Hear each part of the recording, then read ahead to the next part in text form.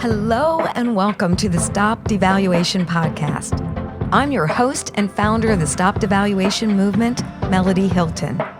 The heart of this movement is to see the value in all of humanity and live courageous lifestyles of using our power for good instead of harm. We can affect change by choosing validation over judgment, and I hope you'll take your place and make a positive impact in this world.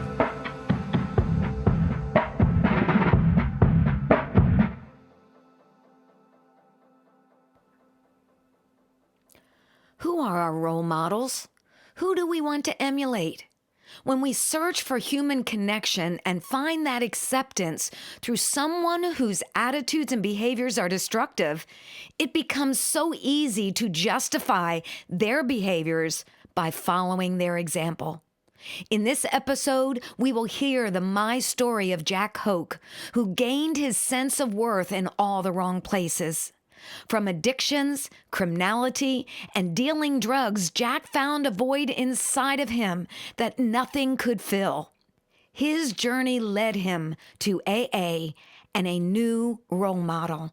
Today, Jack's goal in life is to be a hope dealer and go to places where others fear to tread.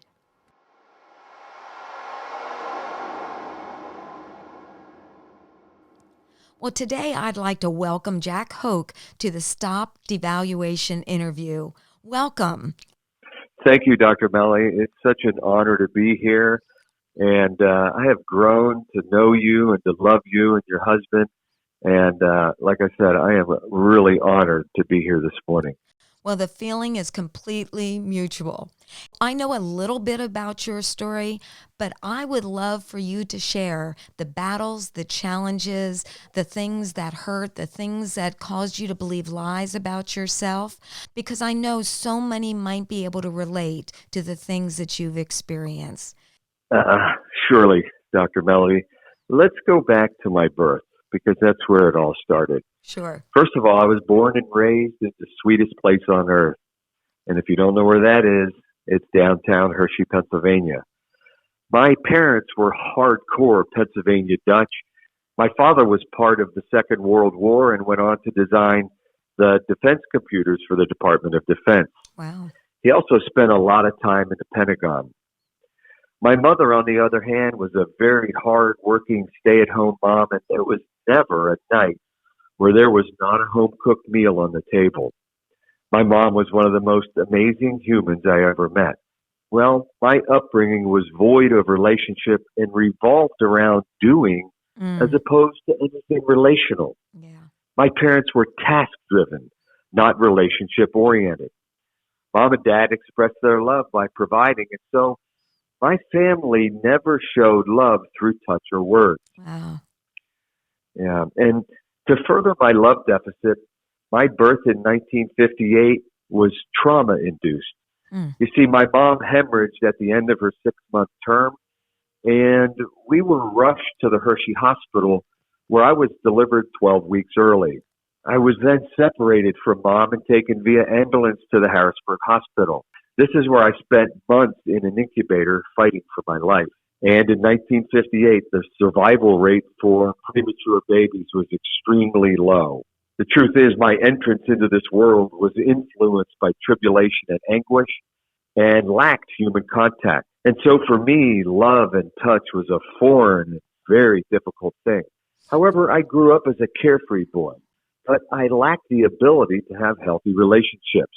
See, throughout the 1960s, one of my fondest memories with my mom and dad was playing baseball. Yeah. I loved baseball. However, in 1970, when I was 12, my dad took a high-ranking job at the Pentagon. And so he didn't come home until the weekends. And that's when one of my sisters started dating a guy. And my role model switched from my dad to this fellow. That is really big right there. Who you look to shapes how you view yourself, because now you're looking to them as a role model. And that's exactly right. And, well, let me tell you a little bit about what took place after that. You see, my sister's boyfriend was a shot-out hippie. He wore a lot of leather and embroidered jeans, and he drove a Shelby 428 King of the Road muscle car. And I thought, quite honestly, I had arrived. Yeah. You see, he was my new role model. He took me hunting and fishing, and he taught me how to sell weed. And by Oh, the age of 20, I had been arrested for kidnapping and criminal conspiracy in a 50-pound weed deal that went south. wow. Yeah. You see, I was later found not guilty only because those involved decided not to testify against me. I was deeply entrenched in the underground world of crime and in the distribution of narcotics. Let me ask you a question, Jack. Do you believe that you were drawn to those things because of your sister's boyfriend, that he was involved in those things? So for you to feel accepted, you connected to what he was doing? Absolutely. Okay. That's a big part of it. But also, you know, I was not getting any confirmation or any love. As a matter of fact, my father never told me that he loved me. Oh, And so I was just trying to fill this gigantic hole in my soul. yeah. And at the time, I thought that's what I needed. So, at the age of 25, I came to my senses just a little bit and I stopped trafficking narcotics. However, my heart was full of anger and rage and really, really void of compassion. I thought that marriage would help me. And so I began to date different women at a rapid rate, just looking for, I guess, the fix I thought I needed. And quite honestly, it was just one empty relationship after another. Yeah. But at the age of 29, I thought I met the woman of my dreams, and I was married by the age of 30. 3 daughters, and 9 years later, I was divorced, and I was experiencing deep despair. Mm. Well, I was now 38, and in 1996, I began to hear about the possibility of change in Alcoholics Anonymous. Wow, that's I, awesome. I knew I needed something, doctor, or someone to change me Yeah. because I had tried endless times through drugs and alcohol and sex to find peace and purpose for my life, but to no avail. But then I met a gentleman by the name of Jim in the AA rooms, and he began to speak into my life. And when I heard his testimony and what he had went through in his life, I started to gain hope that Oh. change was possible. Mm. And this man's invested an awful lot of time in me. He took me through the 12 steps, and I was obedient in what he asked me to do, and it really started to change my life. Oh, thank goodness for Jim. Yes, yes. Thank goodness for Jim. I think it was a setup because, like I said, I needed somebody. I didn't love anybody. I didn't believe in myself. Was he able to give you what your father couldn't? Bless him, and I'm not speaking negatively over him, but he couldn't even give me what he had, and he couldn't tell me that he loved me. And as a matter of fact, he would always tell me that I was stupid and that there was something wrong with me. And so my behavior sort of mirrored what he would say over me. And it wasn't until Jim started to speak the opposite Mm. that I started to see value in my life. Yes. You've experienced so many things. You even did a lot of things that were destructive. But there was a Jim, there was an individual who saw your value and worth. There was an individual who was where you were at right then. And so through his investment, it began to change the way you thought about yourself. Now, could you share with us how you generate value in others? Surely. Let me just share this quickly. A few months ago, I was in Harrisburg off of 19th Street, and an Uber driver stopped his car. He got out, and he came over to me, and I had never seen him before in my life. And he had real long dreads down to his knees, and he was a rather interesting individual. And he pointed to me and he said, "You're a hope dealer and you're going to change the lives of many people." And he just got in his car and drove away. Aw. And so I had to go out and get the shirt, and I'm actually wearing it right now, and it says Hope Dealer. There you But go.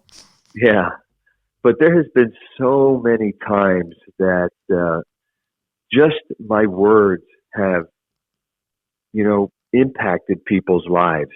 For instance, I was down in Alabama with a group of people, and going through the line at Walmart, I told the cashier, I said that she was amazing. And those words hit her and knocked her back a couple steps, Wow. and she just broke, and she started to cry and cry and cry. Oh, my. And when she came around, she said, "No one has ever told me that." Oh, my. And just the other evening, there was a girl, and she was sitting next door to where I live. I live on 2nd Street, North 2nd Street. And she was under the influence of alcohol, and I just sat with her, and I put my arms around her, and I told her that she was amazing, and then I loved her. And she started to cry and cry and cry. And I can give you story after story after story. But I must tell you this one. I was over on North 6th Street, and a gentleman came up to me, and he had a handgun. And he told me that I didn't belong in his neighborhood. Whoa. And I smiled at him, and I told him that he was amazing and that I could use someone like him, that I wanted him on my team. And he said, "Well, you really shouldn't be here." And then I was with another person, and she said, "Would you give us permission to be here?" And this gentleman said, "Yes, I give you permission to be here," and had a big smile on his face. Wow. We hugged him, and he left with value. He left feeling like he was a part of something because he gave us permission to be in his neighborhood. And we went from there just releasing hope to every person that we met. Wow. What you did was you showed him honor.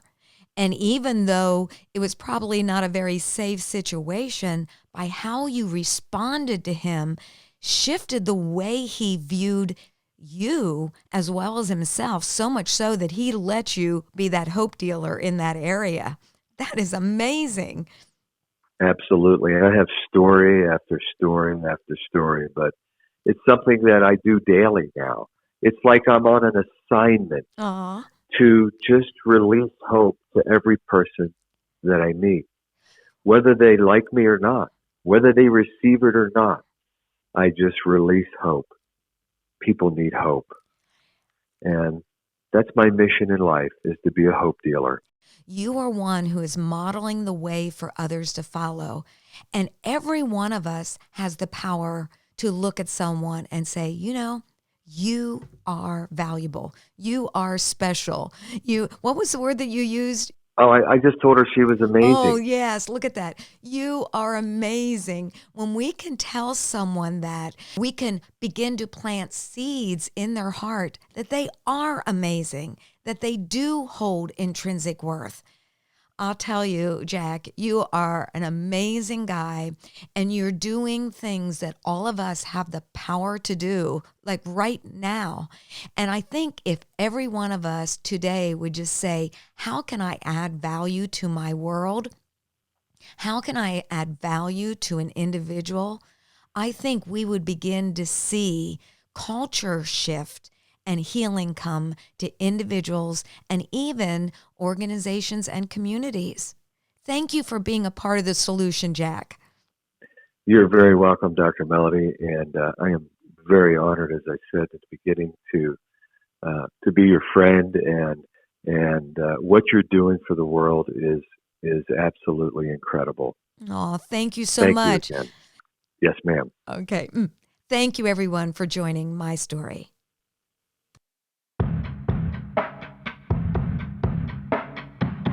I want to thank you for listening and encourage you to become a part of the StopDevaluation movement.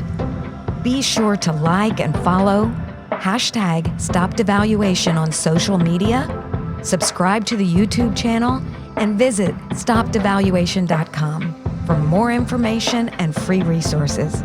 You can help spread the movement by sharing with others, leaving a review on Apple Podcasts, and most of all, by living a courageous lifestyle of using your power for good. Go out and value someone today. Your life matters, and you can make the world a better place.